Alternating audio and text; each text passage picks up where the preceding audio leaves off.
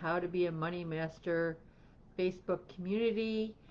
Today this week we're talking about creating the future. So we love to talk about future me. We love to talk about, I'm going to restart really quick because it doesn't look like it's been recording very long. So welcome to another Family Finance Friday here on the How to Be a Money Master community. And this week has been all about creating your own future. And so what we're going to do with the kids this week, which is kind of similar to something we did a few weeks ago, but a little bit different. So, and plus, it's never, it's always fun to plan about the future and go into the future and see what it might be like. So, kind of do the same exercise we talked about last night on the live with your children, where kind of pick a point in the future and what you want your life to look like. It'll be actually be a lot of fun with the younger ones because they tend to have less, you know, less time awareness, I guess. So they may come up with some amazing things. But I mean, it's never too early to start with goals because, like, I started when I was in second grade and we moved out to a farm, and from that moment on, I wanted to be a veterinarian. And when I was really young, I didn't really know what kind of veterinarian. I didn't know what I was going to specialize in. I didn't know, but I just knew I was going to be a veterinarian. And it wasn't too much after that. I want to say it was probably like fifth grade or so. I was like, I'm going to Cornell. And then, as I got older, I actually niched it down to I was going to be a large animal vet, specializing in equine artificial insemination. That was like cutting edge technology at the time. Um, and so, like I said, don't, if your younger ones come up with some kind of crazy, outlandish, or they seem to you crazy or outlandish goals, let them go for it. Let them, because you're really never too young to start with these things, and things can change, like we talked about yesterday. Don't be afraid they can pivot. So it's not like they're locked into this forever. Um, so for this one, we're going to go ahead and take a sheet of paper, and for each person, and some colored pencils or markers, and we're going to start with their favorite color, and we're going to write down one big goal.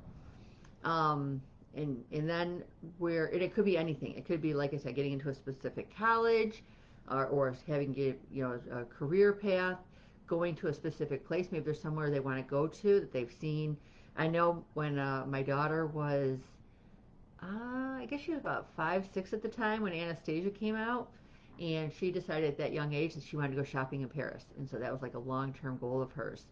Um, and it could be saving some money for a specific, whatever. They may want to save a specific amount of money, maybe to buy a certain game or to go somewhere or do something. It could be passing a class.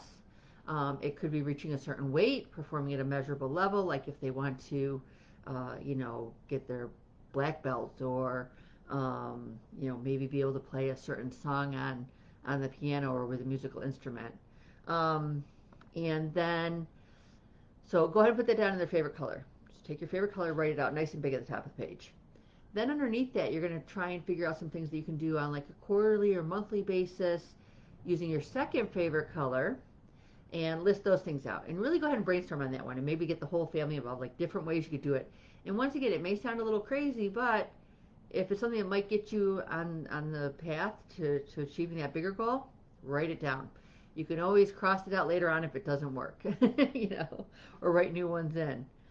And then, assuming that this is a longer term, you may not need to do the third one. It kind of depends on, how long. Because if it's only a monthly goal or a quarterly goal, then you might just be able to skip the one step and go right to taking the next favorite color and writing down daily or weekly action steps that you can take to reach those monthly or quarterly goals. So once again, it kind of depends on what the goal is. Longer term, you're going to break into bigger chunks, and then just keep breaking it down. If it's something really far off in the future where you want to break it down even further, you could take a fourth color. Completely up to you or up to them. Just use your best judgment. And then what you want to do is you can take a calendar. Either they're always giving them away, or print one off online. Either one, doesn't matter.